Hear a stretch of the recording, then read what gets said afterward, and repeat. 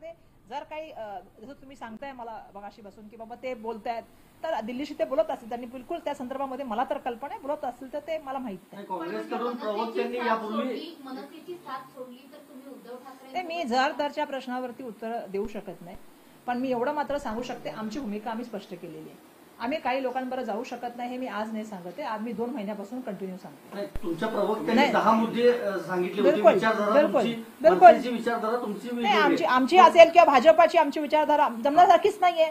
ते सातत्याने जे आहे ते महापौर कुठल्या जातीचा होईल धर्माचा होईल याच्यावर चर्चा करतात. मुंबईकरांच्या प्रश्नावर कुठे चर्चा करतात. या सगळ्यामध्ये जर शरद पवारांनी मध्यस्थी केली तर पुढे काँग्रेसची काय भूमिका असेल? असं आहे की पवार साहेब हे या राज्याचे देशाचे ज्येष्ठ नेते आहेत आणि त्यांच्याबद्दल आमच्या मनात नितांत सन्मान आहे. कारण त्यांना बघूनच आम्ही आता राजकारणात ज्यावेळी आलो तेव्हा ते देशाचे नेते होते आणि त्याच्या बघून त्यांच्याकडून खूप शिकण्याचं काम आम्ही आमच्या काळात पण घेतलं आणि आता सुद्धा करतो. मी त्यांना परवा म्हटलं की साहेब तुमची ऊर्जा आणि तुम्ही जे टाइमच्या बाबतीमध्ये तुमची असलेली पर्टिक्युलर हे खूप आमच्यासारख्या तरुण लोकांना शिकण्यासारखं आहे. त्यामुळे ते आमचे ज्येष्ठ नेते आहेत. असं आहे की हा निर्णय जो आहे हा कार्यकर्त्यांना विचारून नेत्यांशी चर्चा करून घेतलेला निर्णय.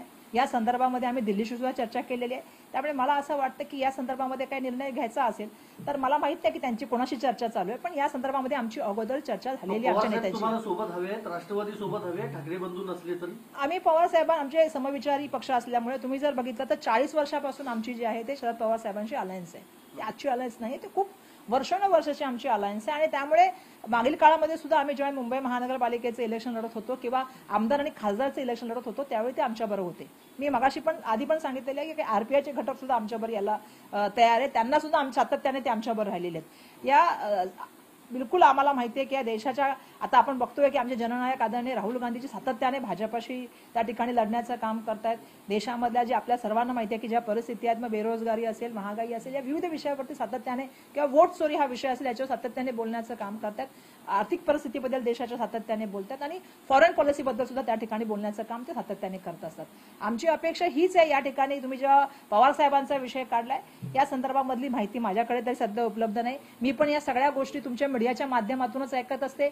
मी सुप्रियाताईंची एक बाईट ऐकली होती ज्याच्यावर सुप्रियाताईंनी या गोष्टीचा काही उल्लेख केला होता. त्यामुळे या संदर्भामधली कुठलीही चर्चा आमच्याशी तर झालेली नाही. देश विदेशातील प्रत्येक घडामोडींचे लाईव्ह अपडेट मिळवण्यासाठी आता साम टीव्हीच्या सर्व सोशल मीडिया प्लॅटफॉर्मला लाईक, फॉलो आणि सबस्क्राईब करा. तसंच सर्व नोटिफिकेशनसाठी बेल आयकॉन प्रेस करायला विसरू नका.